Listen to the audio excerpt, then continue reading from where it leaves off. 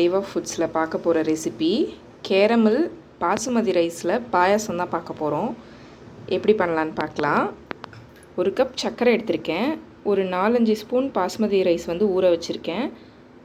2-3 spoon நெய், கொஞ்சம் முந்திரி, திராட்சை, ஏலக்காய். இப்போ ஒரு குக்கரில் வந்து சிம்மில் வச்சுருக்கேன். அந்த 3/4 கப் சர்க்கரையை வந்து ஆட் பண்ணிக்கலாம். தண்ணி எதுவும் நீங்கள் ஊற்ற வேண்டாம். அது அப்படியே சூட்டுலேயே கரைய ஆரம்பிக்கும். கொஞ்சம் மீடியம் ஸ்பீடில் வச்சு பொறுமையாக பண்ணிக்கோங்க. ஒரே ஒரு ஸ்பூன் நெய் ஆட் பண்ணிக்கிறேன் நான் கொஞ்சமாக. சர்க்கரை சீக்கிரமாக மெல்ட் ஆகும். பாருங்கள், அப்படியே கொஞ்சம் கொஞ்சமாக கரையுது, கேரமல் ஆகுது. இது ஃபுல்லாக கரைஞ்சி நல்ல கலர் மாறணும்.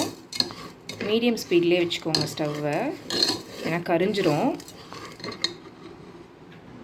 ஒரு 300-400 ml பால் நான் சூடு பண்ணி ஆற வச்சுருக்கேன்.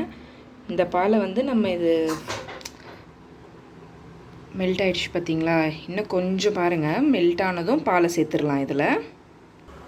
இப்போ பாருங்கள், நல்லா கேரமல் ஆகிருக்கு, நல்ல ஸ்மெல்லும் இருக்குது. இந்த டைமில் வந்து நம்ம அந்த பாலை சேர்த்துக்கலாம்.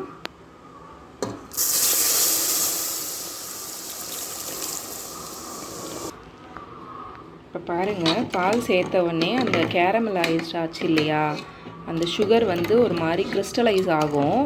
அது ஒன்றும் ப்ராப்ளம் இல்லை. திரும்பவும் நம்ம ஸ்லோ குக் பண்ண அப்படியே கரைஞ்சிரும். சிம்லேயே வச்சு நல்லா கிண்டி விடுங்க.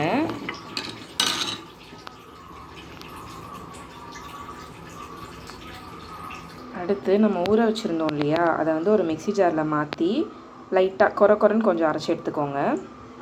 போட்டு கிண்டியாச்சு. இப்போது நம்ம அரைச்சி வச்சுருக்க பாஸ்மதி ரைஸை இதில் சேர்த்துடலாம். நல்லா கிளறிட்டு இப்போ வந்து விசில் வச்சு ஒரு 2 விசில் நம்ம வச்சு எடுத்துக்கலாம். லோ வச்சுக்கோங்க.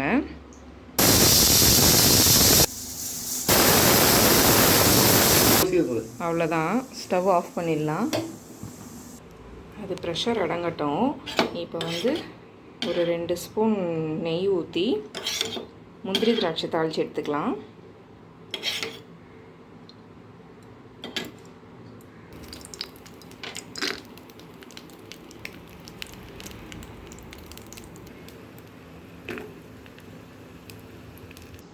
பாருங்கள், ப்ரெஷர் அடங்கிருச்சு. ஓப்பன் பண்ணிட்டா நல்லா அரிசி வெந்திருக்கு. இப்போ இதில் வந்து தாளித்த முந்திரி திராட்சையை கொட்டிடலாம்.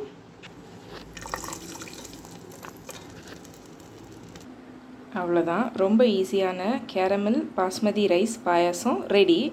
நீங்களும் வீட்டில் ட்ரை பண்ணி பாருங்கள். எப்படி இருக்குன்னு கமெண்ட் செக்ஷனில் கொடுங்க.